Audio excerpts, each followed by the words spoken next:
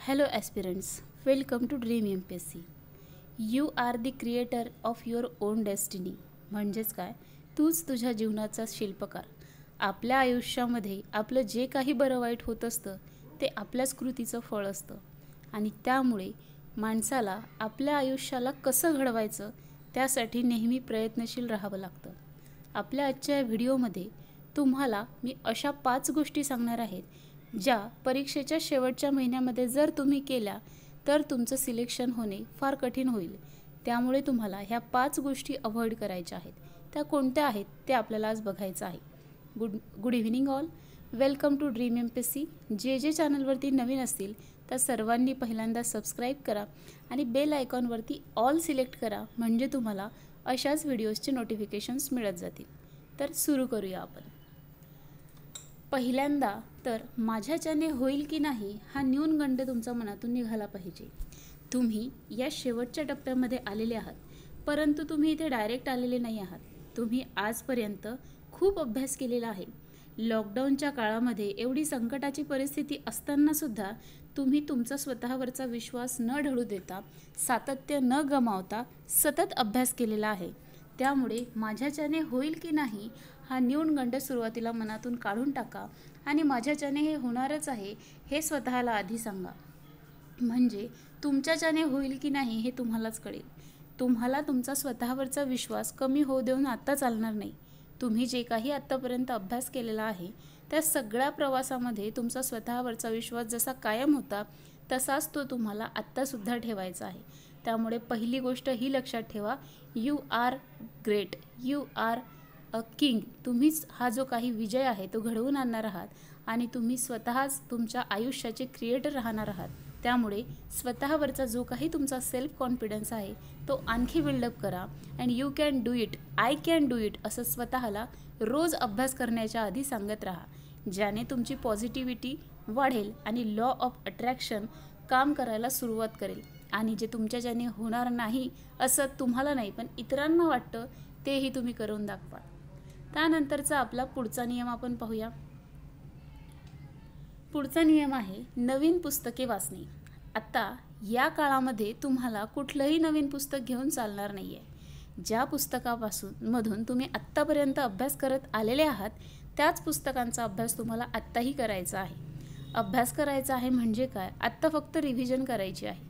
कारण याआधी तुमचं 2 ते 3दा वाचून तर झालेलंच आहे, परंतु आत्ता तुम्हाला त्याच्यावरती आणखी एक फ्लरिशिंग येण्यासाठी रिवाईज करत राहायचं आहे, जेणेकरून जे काही वाचलेलं आहे ते तुमच्या कायम लक्षात राहणार आहे.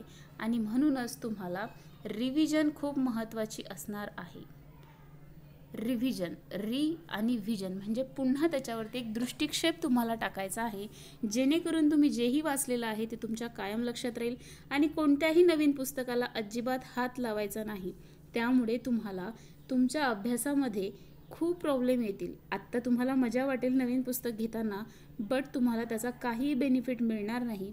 त्यामुळे असं कोणतंही नवीन पुस्तक घेण्याच्या भानगडीत आत्ता पडू नका आणि जे पुस्तकं तुम्ही आत्तापर्यंत वाचत आलेले आहात तेच पुस्तकं कंटिन्यू करा. त्यामुळे तुम्हाला खूप फायदा मिळेल.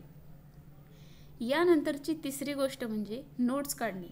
बऱ्याचशा विद्यार्थ्यांना सवय असते की ते कितीही रीडिंग केल्या तरी नोट्स काढत राहतात, परंतु हा नोट्स काढण्यासाठीचा परफेक्ट टाईम अजिबात नाही आहे.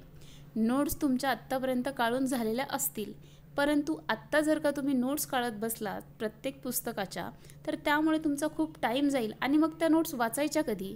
यापेक्षा बेटर वे आहे, जर का तुमचा एखादा विषय वाचायचा राहिलाही असेल तरीही तुम्ही अंडरलाईन करा, हायलाईट करा किंवा अतिशय शॉर्टमध्ये तुम्ही लिहा, परंतु शक्यतोवर नोट्स काढण्याच्या भानगडीत पडू नका. कारण नोट्स काढण्यामुळे तुमचा वेळ तर जाईलच, परंतु तेवढी अंडरस्टँडिंग होणार नाही.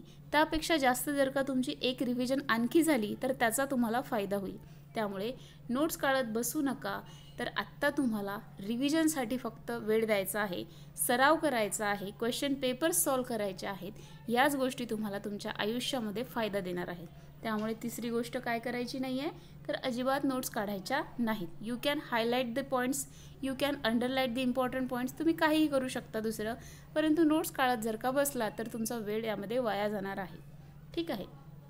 त्यानंतर चौथा पॉईंट म्हणजे तुम्हाला नवनवीन क्लासच्या प्रश्नपत्रिका सोडवणे. तुम्हाला माहिती आहे आयोगाचा जो काही पॅटर्न आहे त्या लेवलपर्यंत बरेचसे क्लास अजिबात पोहोचू शकत नाहीत, त्या लेवलचे क्वेश्चन डिझाईन करू शकत नाहीत. मग आपण जर का त्यांचे क्वेश्चन पेपर सोडवत बसलो तर ती आपल्यामध्ये परफेक्टनेस तो येणार नाही जो आयोगाचे पेपर सोडवण्यासाठी हवा आहे.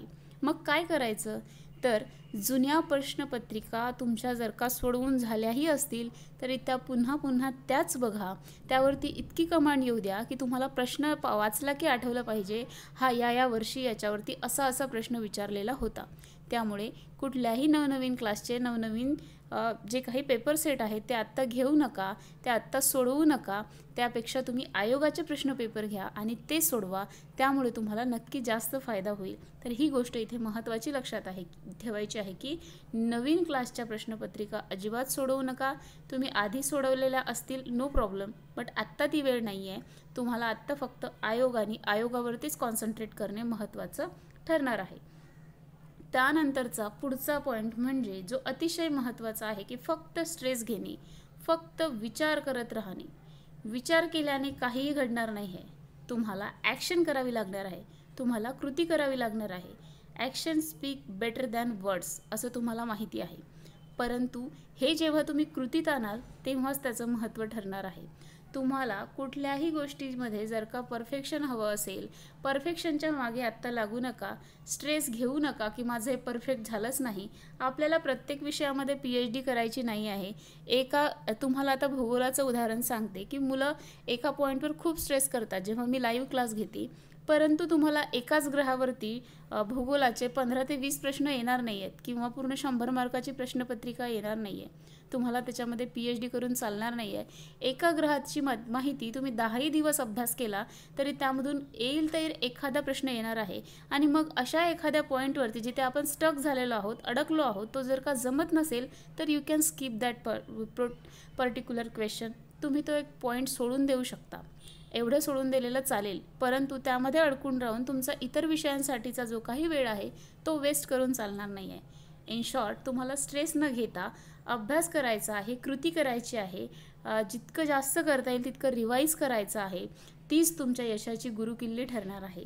या शेवटच्या काळामध्ये तुम्हाला स्वतःवरचा आत्मविश्वास कायम ठेवून रिव्हिजन करायची आहे. कुठल्याही नवीन लोकांच्या नवीन पुस्तकांच्या भानगडीत अजिबात पडू नका. नवनवीन व्हिडिओज बघून तुमची जुनी स्ट्रॅटेजी असेल ती अजिबात बदलू नका. इवन माझीसुद्धा स्ट्रॅटेजी जर तुम्हाला नवीन वाटत असेल तर अजिबात इम्प्लिमेंट करू नका.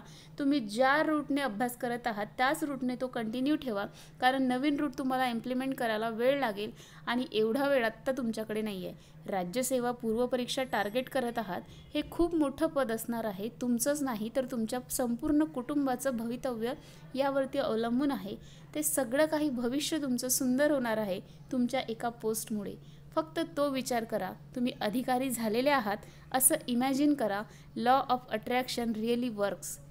हे तुम्ही फक्त एकदा इमॅजिन करून पहा, तुम्हालाही कळेल. लॉ ऑफ अट्रॅक्शन ही खूप मॅजिकल गोष्ट आहे ज्याचा तुम्हाला प्रत्यय तुम्ही जेव्हा पोस्टवरती लागाल तेव्हाच येईल. तर या व्हिडिओच्या मार्फत फक्त मला तुम्हाला इतकंच सांगायचं होतं की आता शेवटच्या दिवसांमध्ये या सगळ्या गोष्टी तुम्ही ट्राय करा.